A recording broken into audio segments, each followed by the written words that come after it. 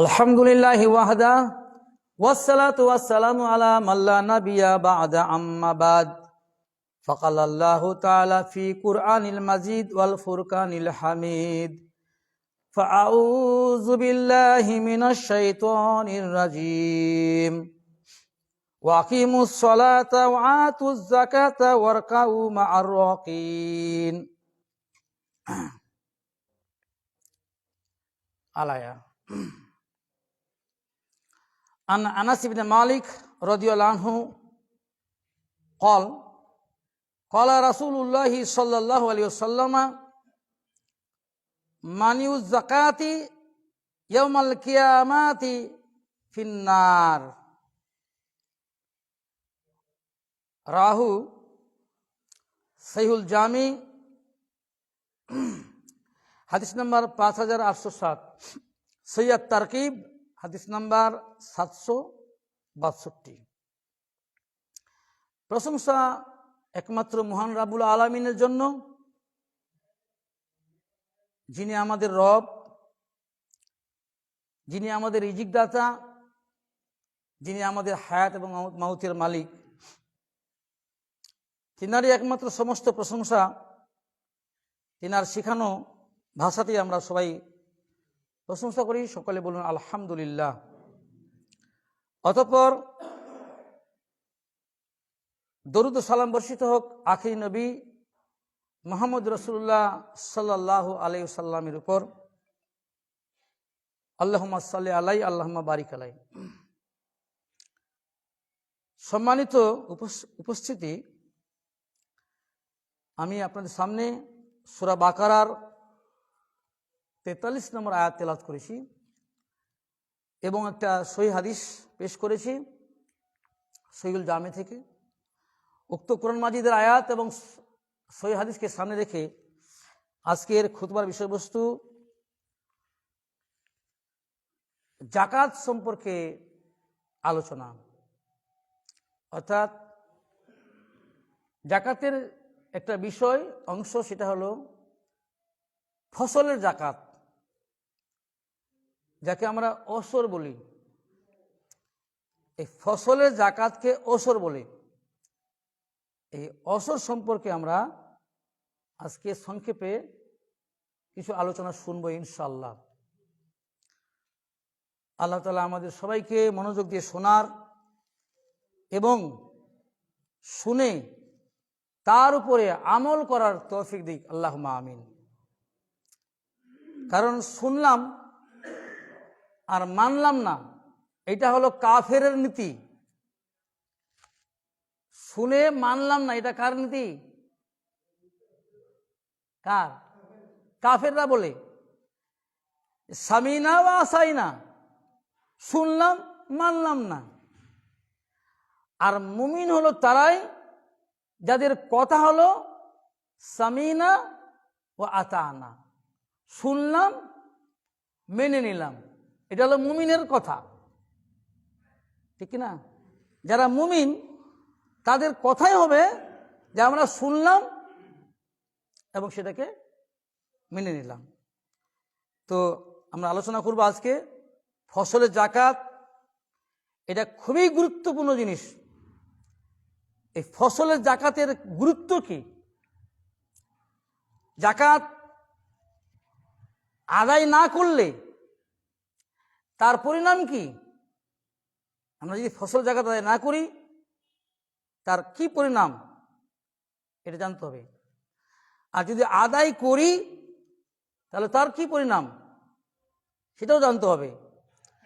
আর কি পরিমাণ ফসল উৎপন্ন হলে, কি পরিমাণ ফসল উৎপন্ন হলে আমাদের যাকাত দিতে হবে, ওসর আদায় করতে হবে, এটাও জানতে হবে। আর ওসর বা যাকাত কি পরিমাণ দিতে হবে, কিভাবে আদায় করতে হবে, এগুলো আমাদের সবগুলোই জানতে হবে। তো মহান আল্লাহ তাআলা কোরআন মাজিদের সূরা বাকারার 43 নম্বর আয়াতে বলছেন, ও আকিমুস সালাতা, তোমরা সালাত কায়েম করো, ও আতুজ যাকাত, তোমরা জাকাত কায়েম করো। ওয়ারকাউ মা'আর রাকিঈন, আর তোমরা সালাত আদায় করো জামাতের সাথে, রুকুকারের সাথে রুকু করো। তার মানে কি, জামাতের সাথে নামাজ আদায় করো।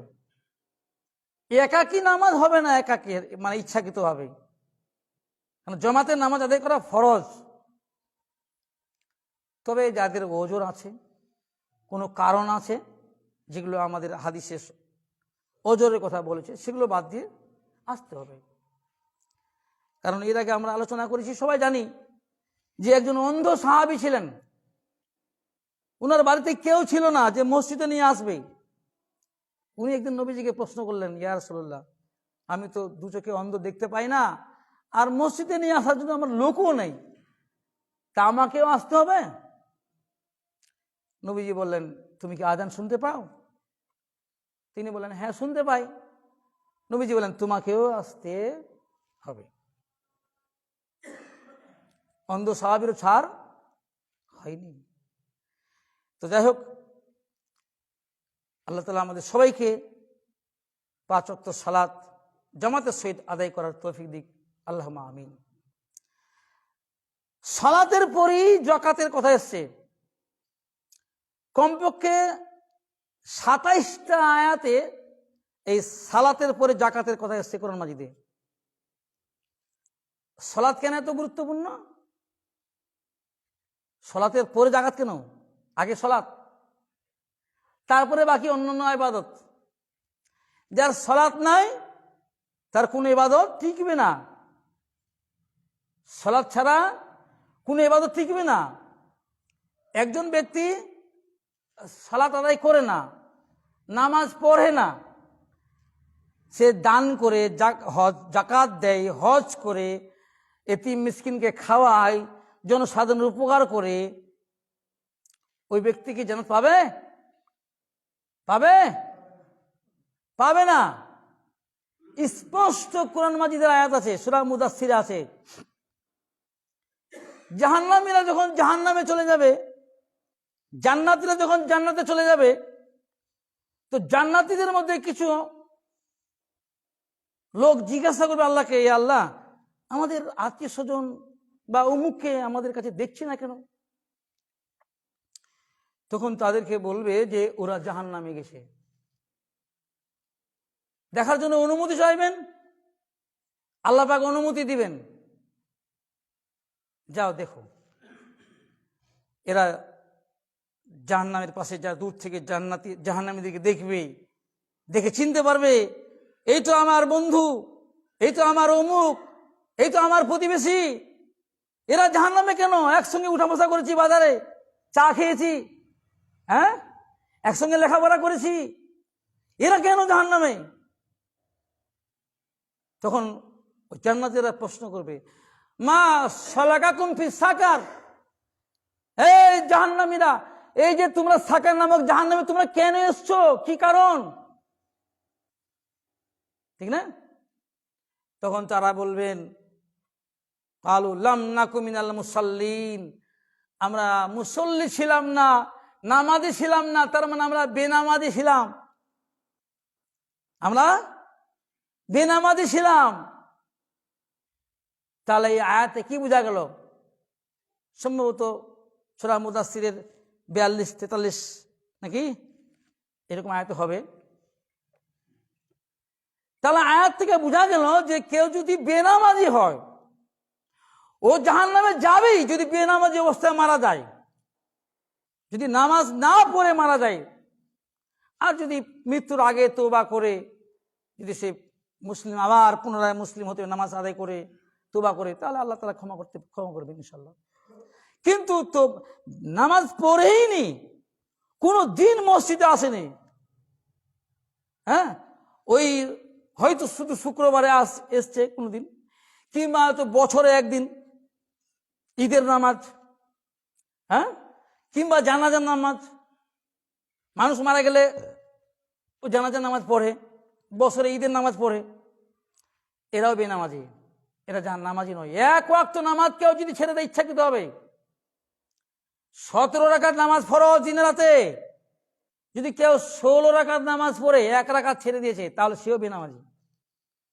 সুতরাং নামাজ আদায় করতে হবে, সালাত আদায় করতে হবে, তারপরে জাকাত।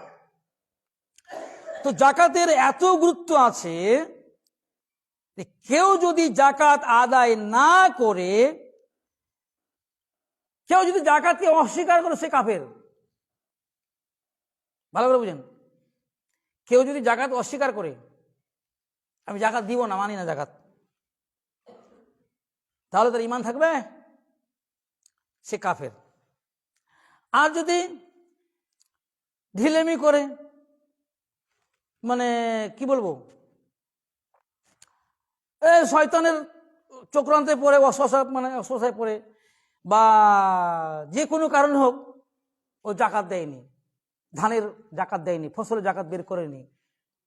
এই যে এখন অগ্নি ধান উঠলো, এটা কোন মাস? অগ্রহায়ণ মাস নাকি? অগ্রহায়ণ মাসে আমাদের অগ্নি ধান, সবার ঘরে মোটামুটি ধান কম বেশি উঠছে। যাদের জমি জায়গা আছে, কারো 2 বিঘা, কারো 4 বিঘা, কারো 5 বিঘা, কারো 10 বিঘা, ধান তো সবার উঠছে। তো ধানের জাকাত দিতে হবে, এটা অসর। এই জাকাত যদি কেউ অস্বীকার করে, দিব না ধানের জাকাত, সে কাফের হবে। এটা আমার ফতোয়া না, ফতোয়ার কিতাবে লেখা আছে, আমরা বাংলায় বললাম। অনেক আলেম, কিছু কিছু আলেম আছে বুঝলেন, যে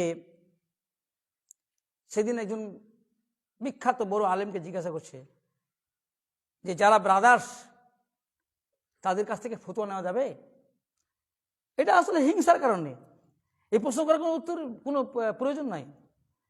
ব্রাদার্স বলতে যারা মাদ্রাসায় পড়াশোনা করেনি, পার্সোনালভাবে, ব্যক্তিগতভাবে বাড়িতে লেখাপড়া করেছে, এবং তারা বিভিন্ন ধর্মের কিতাব লেখাপড়া করে বিভিন্ন ধর্মের দাওয়াত দেয়। যেমন ইসলাম ধর্মের দাওয়াত দেয়, তেমনি খ্রিস্টান ও মুসলিম ধর্মেরও লোকদের দাওয়াত দেয়। এদেরকে মানে ব্রাদার্স বললেন।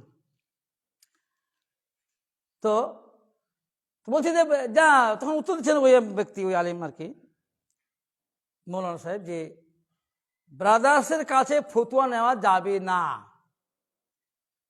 এই যে উত্তরটা দিল, তো কোনো ব্রাদার্স কি ফতোয়া দেয়? আমি কি ফতোয়া দিতে পারবো? বলেন, ফতোয়া দিতে পারবো? পারবো না। কিন্তু আপনি যে বড় মৌলানা, বড় মুফতি হয়েছেন, আপনি তো ফতোয়া বাংলায় লিখে দিয়েছেন। আপনি যে ফতোয়ার কিতাবটা বাংলায় লিখে দিয়েছেন, কার জন্য? কার জন্য? যারা বাংলা শিক্ষিত নাকি? যদি বাংলায় ফতোয়া লেখা যদি হারাম হয়, অন্যায় হয়, তাহলে যে বাংলায় করেছে সেই তো আগে হারাম কাজ করেছে, অন্যায় করেছে নাকি? সুতরাং বাংলায় যদি ফতোয়া কিতাব বের হয়ে যায়, এখন কেউ যদি ফতোয়া জিজ্ঞাসা করে, তাহলে এখন আমাকে সৌদি আরবের কোনো আলেমের কাছে যেতে হবে না? উনার লেখা কোনো কিতাব, ফতোয়ার কিতাব আমরা বাংলায় পড়ে যদি লেখা থাকে, উনি বলছেন ফতোয়াটা, সেটা পড়ে তাকে মানা যাবে না? যাবে কি যাবে না? আমরা যে নামাজের, সালাতের যে কিতাবগুলো পড়ছি, বাংলা লেখা আছে, সেই কিতাবগুলো দেখি তো নামাজ শিখছি। আমাদের কাছে কি সেরকম বুখারী, মুসলিম, আবু দাউদ, তিরমিজি, নাসাই, ইবনে মাজাহ, বাইহাকি, দারাকুতনি, মুসনাদ আহমদের সে হাজার হাজার কিতাব কি আছে আমাদের কাছে? নেই। যারা বড় বড় শায়েখ, তারাই কিতাব লিখেছে, নামাজের কিতাব লিখেছে, তো সেখানে তারা দলিল সমেত লিখেছে, সেগুলো আমরা পড়ছি, সেগুলো পড়ে মানুষকে বলছি। এটা অন্যায় হবে? তাহলে আমি কি নামাজটা তৈরি করলাম? না ওনারাই তৈরি করে দিয়েছেন? আমি কি ফতোয়া তৈরি করলাম? ওনারাই ফতোয়া লিখে দিয়েছেন। যাই হোক, বিষয়টা সেটা আলোচনা নয়। সুতরাং আমরা ফতোয়া দিচ্ছি না, বড় বড় শায়েখ ফতোয়ার কিতাব লিখে গেছেন, তাদের ফতোয়াগুলো আমরা তুলে ধরছি, এটা কোনো অন্যায় কাজ না। যাই হোক, তো যারা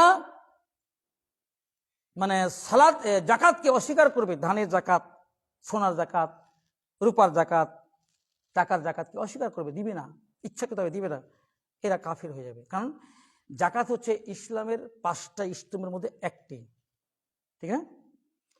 তো আর যদি জাকাত অস্বীকার করে না, স্বীকার করে দিতে হবে, এটা মানে, কিন্তু ও জাকাত দেয়নি, তাহলে সেই ব্যক্তিও জাহান্নামে যাবে। ওই হাদিসটা বললাম, সহিহুল জামে, সহিহ তারগিব, হাদিসটি সহিহ।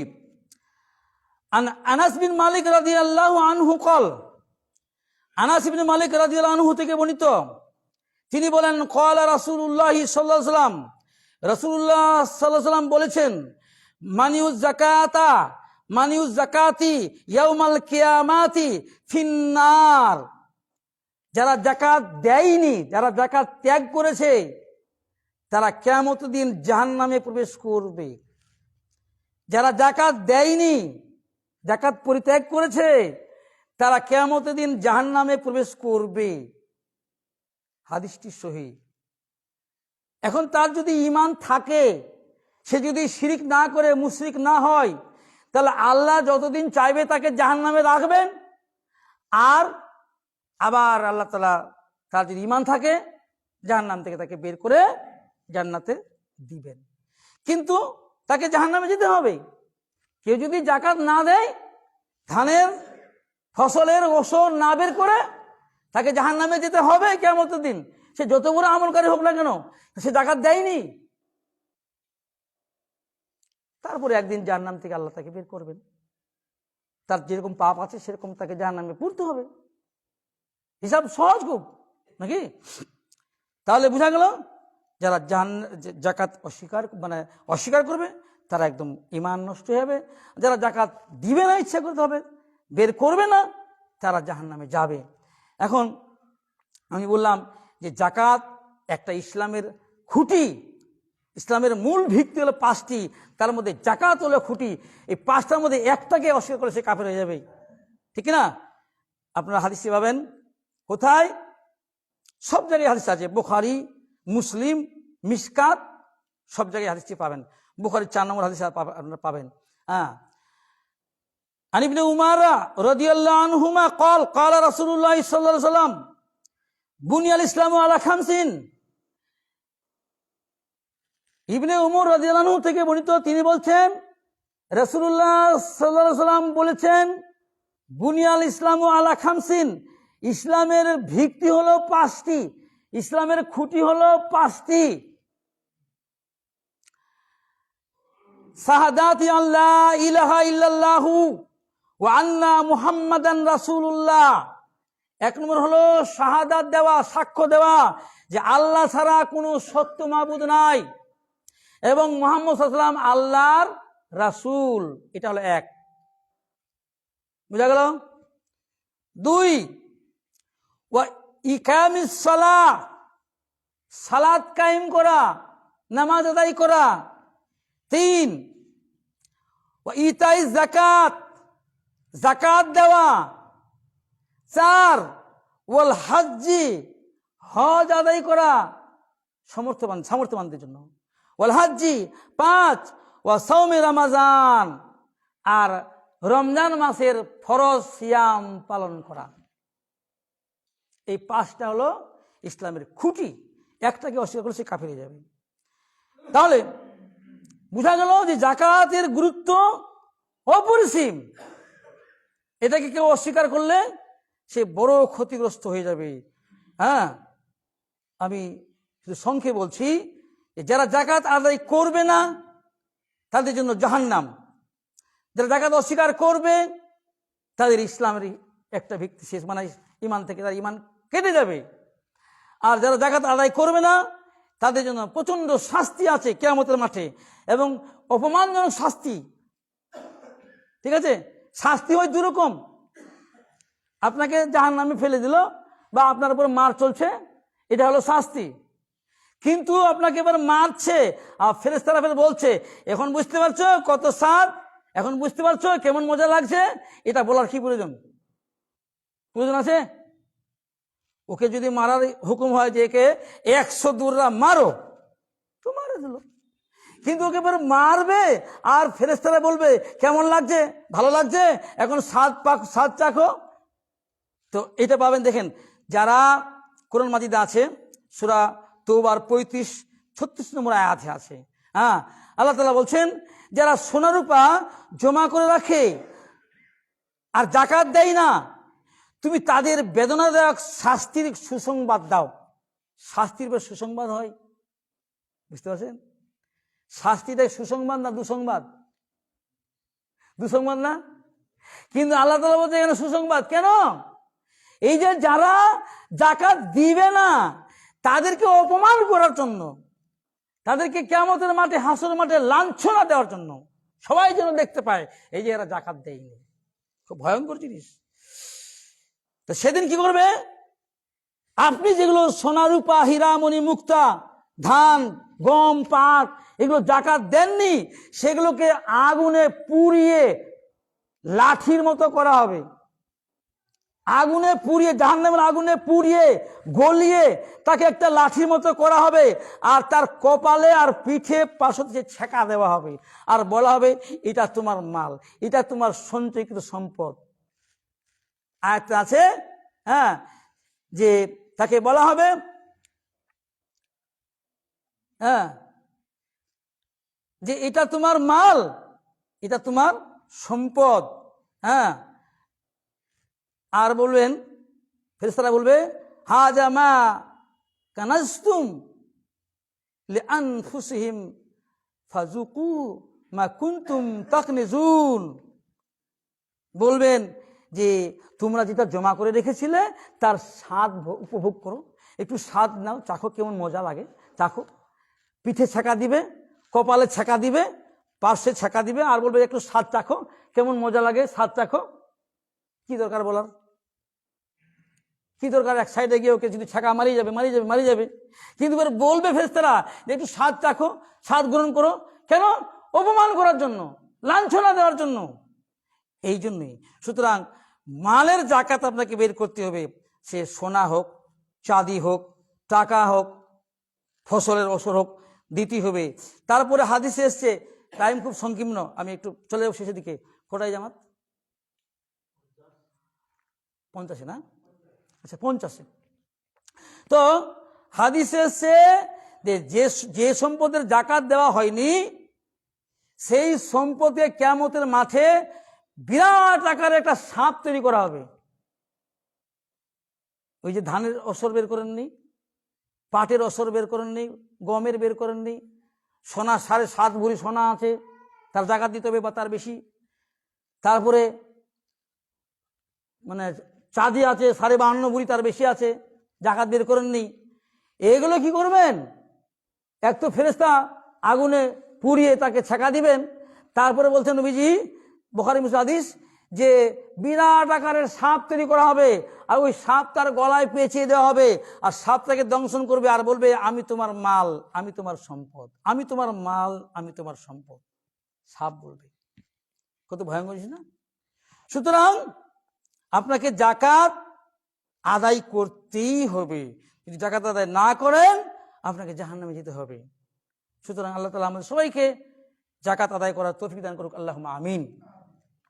বিশেষ করে আমি আলোচনা করছিলাম যে যেহেতু অগ্রহায়ণ মাস চলছে, আমাদের ধান এখন উঠছে, আর ধানের ফসল, ধানের যাকাত আপনি আদায় করবেন না, আর সেগুলো আপনি খেয়ে যাবেন।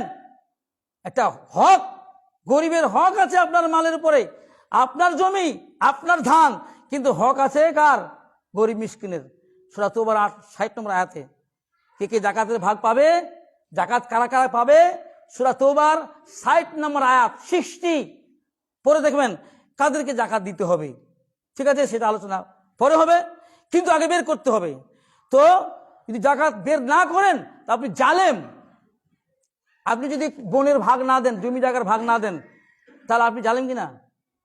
আপনাকে জমির ভাগ দেননি, বনের জমিকে ভাগ দেননি, হ্যাঁ, তাহলে ওই যেই জমিন আত্মসাৎ করেছেন বনের, ওই জমিন কিয়ামতের মাঠে 7 জমিন আপনাকে ঘাড়ে নিয়ে উঠে থাকতে হবে। আর আপনার হিসাব হবে শেষে, সবার হিসাব হয়ে যাবে, তারপর লাস্টে আপনার হিসাব হবে। কিয়ামতে যে ভয়াবহ শাস্তি, কষ্ট আপনাকে পেতেই হবে, আপনার হিসাব হবে না। যারা হক মেরে খেয়েছে অন্যের, তাদের হিসাব পরে হবে। দুনিয়াতেও তারা লাঞ্ছিত হবে, কারণ তারা জালেম। জালেমের হিসাব এখানেও হবে আর ওখানেও হবে। তো আপনার সম্পদে হক আছে গরিব মিসকিন ফকিরের, ঠিক আছে? তো আপনি যে তার হক মেরে খেলেন, আপনার জমিতে ফসল হয়েছে, 10 কুইন্টাল ধান হয়েছে, ওই ধানে কি গরিবের হক নাই? মিসকিনের হক নাই? ফি সাবিলিল্লাহ, আল্লাহর পথে যারা চালাচ্ছে, আলেমরা বলছে মাদ্রাসায়, তাদের কি হক নেই? তা আপনি তো হক মেরে খেলেন, ঠিক না? কারণ যদি হক মেরে খান তাহলে আপনি কি? জালেম। তো আপনার ডবল বিচার হবে কিয়ামতের মাঠে, ডবল হিসাব হবে, যেহেতু আপনি অন্যের হক মেরে খেয়েছেন।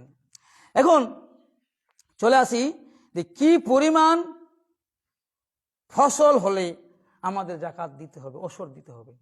ঠিক আছে, ওসর আশারা থেকে ওসর শব্দ, ওসর কথা এসছে, আশারা মানে 10, 10 ভাগের 1 ভাগ দেই ফসলের জাকাত, 10 ভাগের 1 ভাগ, এই জন্য এটাকে ওসর বলছে।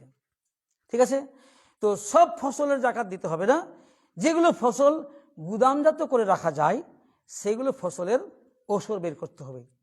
আর যেগুলো ফসল গুদামজাত করে রাখা যাবে না, যেমন বেগুন, মূলাই, হ্যাঁ, তারপরে শাক, তারপরে কি বলবো, যেগুলো সবজি চাষ হচ্ছে এগুলো জাকাত হবে না।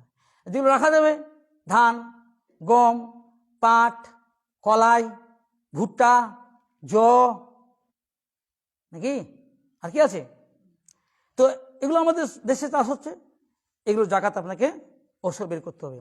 এখন কি পরিমাণ ওসর বের করতে হবে আর কি পরিমাণ মাল থাকলে ফসল তৈরি হলে আপনাকে জাকাত দিতে হবে। দেখেন, জাকাত সবার উপরে ফরজ না, যাদের নেশাব পরিমাণ মাল থাকবে তাদের উপরে জাকাত ফরজ। এই নেশাবটা কি? সহিহ বুখারীর হাদিস আছে, জাকাত অধ্যায় দেখবেন 1484 নম্বর হাদিস, আবু সাঈদ খুদরি রাদিয়াল্লাহু আনহু থেকে বর্ণিত। তিনি বলছেন যে নবী সাল্লাল্লাহু আলাইহি ওয়াসাল্লাম বলেছেন 5 ওয়াসকের কম উৎপন্ন ফসলের জাকাত নেই। 5 ওয়াসক এর কম উৎপন্ন ফসলের জাকাত নেই। তাহলে কি বোঝা গেল? যে কমপক্ষে 5 ওয়াসক ফসল হতে হবে বা তার বেশি, তাহলে জাকাত ফরজ। এখন এই 5 ওয়াসক কি? এটা তো আরাবিয়ান হিসাব, তাহলে আমরা কি করে হিসাব করব? ঠিক আছে, একটু মনোযোগ দিয়ে শুনবেন। হ্যাঁ, 5 ওয়াসক আরাবিয়ান হিসাব হচ্ছে যে 60 সা, 60 সা সমান 1 ওয়াসক। 60 সা 60 সা সমান কি 1 ওয়াসক। তাহলে 5 ওয়াসক সমান কত সা? 300, ঠিক না? গুণ করলে 300 হচ্ছে না? 300 সা, কমপক্ষে 300 সা লাগবে আপনার ফসল বা তার বেশি, তাহলে আপনাকে জাকাত ফরজ বের করতে হবে। আচ্ছা, 300 সা সমান কত কেজি? আমাদের সা নাই এলাকায়, আমাদের কিলোগ্রাম আছে নাকি কুইন্টাল আছে, মন আছে, মন তো এখন কমে গেছে, এখন কুইন্টাল। তো আমাদের ভারতবর্ষে 1 সাকে আমরা মোটামুটি প্রায় 2.5 কিলো ওজন ধরে নিয়েছি। এটা আলেমরা হিসাব করে দেখেছেন যে 1 সা সমান 2.5 কিলো। তাহলে 300 সা সমান 2.5 কিলো দিয়ে গুণ করতে হবে। তাহলে কত দাঁড়াচ্ছে? 750 কেজি। তার মানে 7.5 quintal, 7 quintal 50 KG. 7 quintal 50 KG যদি আপনার ধান হয় তাহলে আপনাকে জাকাত ওসর বের করতে হবে। 7 কুইন্টাল 50 কেজি আপনার গম হয়, পাট হয়, কলাই হয়, ভুট্টা হয়, তাহলে আপনাকে ওসর বের করতে হবে, কিংবা তার বেশি। সীমানা হলো 7.5 কুইন্টাল বা তার বেশি। যারা 7.5 কুইন্টাল হয়ে গেছে বা তার বেশি হয়েছে, ওকে জাকাত দিতে ওসর বের করতে হবে। কিরকম বের করবেন? যদি বৃষ্টির পানি দিয়ে ফসল হয় তাহলে 10 ভাগের 1 ভাগ, 1 দশমাংশ, 10 ভাগের 1 ভাগ। এখন আপনি ভাগ করবেন যেটাতে ইচ্ছা। আপনি যদি কিলোতে ভাগ করবো, 10 কেজিতে 1 কেজি, কাঠায় ভাগ করবেন 10 কাঠায় 1 কাঠা, কুইন্টালে ভাগ করবেন 10 কুইন্টাল 1 কুইন্টাল, মনে করবেন 10 মনে 1 মন, তার মানে 10-এ 1, এটা আপনাকে বের করতে হবে। আর যদি কেনা পানিতে হয়, মানে পানি কিনে সেচ দিয়ে ফসল তৈরি করেছেন, তাহলে আপনাকে 20 ভাগের 1 ভাগ দিতে হবে। 20 ভাগের 1 ভাগ, 20 কুইন্টালে 1 কুইন্টাল, 20 কাঠায় 1 কাঠা, 20 মনে 1 মন, 20 কেজিতে 1 কেজি। তাহলে হিসাব পরিষ্কার। যাদের ধান উঠেছে এবার, হ্যাঁ, হাইলিং ধান, হালিনা অগ্নি ধান, তো সবাই জানে নিজে নিজের কার কত কুইন্টাল ধান হয়েছে, কারো 10 কুইন্টাল, 12 কুইন্টাল, 20 কুইন্টাল, 25 কুইন্টাল। তাহলে তাকে হিসাব করতে হবে যে 20 ভাগের 1 ভাগ, এটা তো আমাদের কেনা পানি, ঠিক আছে? তাহলে 20 ভাগের 1 ভাগ আপনাকে বের করতে হবে। যদি না বের করেন তাহলে আপনি এই যে যাদের হক জাকাত পাওয়ার, তাদের হকটা মেরে খেলেন, আপনি জালেম। আপনার দুনিয়াতেও আপনি ক্ষতিগ্রস্ত হবেন, আর কিয়ামতের মাঠে আপনার তো শাস্তি হবেই।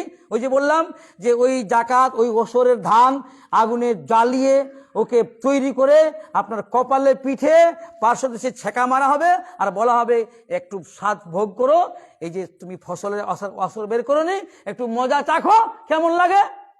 তারপরে গলায় সাপ পেঁচিয়ে দেওয়া হবে, তারপরে আপনাকে লাস্টে জাহান্নামে দেওয়া হবে। তো সম্মানিত মুসল্লি, আমরা মোটামুটি ধানের ওসর বা ধানের জাকাত সম্পর্কে, ফসল জাকাত সম্পর্কে একটু ধারণা পেলাম, ইনশাল্লাহ পেলাম কি না? তো আমরা সবাই চেষ্টা করব ফসলের জাকাত বের করার, এবং সেই জাকাতগুলো ভালো ধানের বের করতে হবে। এই নয় যে পাতান ঝাড়া ধান, যেগুলো মাটিতে মানে ওই ইঁদুরের গর্ত থেকে বেরিয়েছে, ওখান থেকে 10 কেজি ধান বের করে ওটা রেখেছেন না, ভালোটা আপনাকে দিতে হবে। আপনি যদি মুমিন হন, মুসলিম হন, নিজের জন্য যেটা পছন্দ করেন আপনার ভাইয়ের জন্য সেটাও পছন্দ করতে হবে। তো যাই হোক, আল্লাহ আমাদের সবাইকে ফসলের ওসর জাকাত আদায় করার তৌফিক দান করুক, আল্লাহুম্মা আমিন। আল্লাহ তাআলা সবাইকে, যতগুলো মুসলিম আছে সবাইকে আল্লাহ তাআলা এই আমলটি করার তৌফিক দান করুক, আল্লাহুম্মা আমিন। আল্লাহ তাআলা আমাদের সবাইকে ক্ষমা করুক, আল্লাহুম্মা আমিন। যারা মসজিদে এসেছেন আজকে জুমার সালাতে, আল্লাহ সবাইকে কবুল করে নিক, আল্লাহুম্মা আমিন। এবং যারা এখনো মসজিদে আসতে পারেননি কোনো কারণবশত, আল্লাহ তাদের সবাইকে মসজিদে আসার তৌফিক দান করুক, আল্লাহুম্মা আমিন। মুমিনের সম্পর্ক থাকবে মসজিদের সঙ্গে, এটা আল্লাহ তাআলা সবাইকে যেন অন্তরটা মসজিদের সাথে লাগিয়ে দেয়, আল্লাহুম্মা আমিন। আর যারা আমাদের আত্মীয় স্বজন মারা গেছেন, যে সমস্ত আমাদের মুসল্লিরা মারা গেছে বা কেউ মারা গেছে, বা আমাদের আত্মীয় স্বজন, পিতা মাতা, ভাই বোন যারাই মারা গেছে, আল্লাহ তাদের কবরকে তুমি জান্নাতের বাগান বানিয়ে দিও, আল্লাহুম্মা আমিন। তাদেরকে তুমি ক্ষমা করে দিও, আল্লাহুম্মা আমিন। এবং আমাদের সবাইকে তুমি জান্নাতুল ফেরদৌস দান করো, আল্লাহুম্মা আমিন। ওয়া আখিরু দাওয়ানা আনিল হামদুলিল্লাহি রাব্বিল আলামিন। সুবহানাকা আল্লাহুম্মা ওয়া বিহামদিকা আশহাদু আল্লা ইলাহা ইল্লা আনতা আস্তাগফিরুকা ওয়া আতুবু ইলাইকা। সুবহানা রাব্বিকা রাব্বিল ইজ্জাতি আম্মা ইয়াসিফুন ওয়া সালামুন আলাল মুরসালিন ওয়ালহামদুলিল্লাহি রাব্বিল আলামিন। আসসালামু আলাইকুম ওয়া রাহমাতুল্লাহি ওয়া বারাকাতুহু।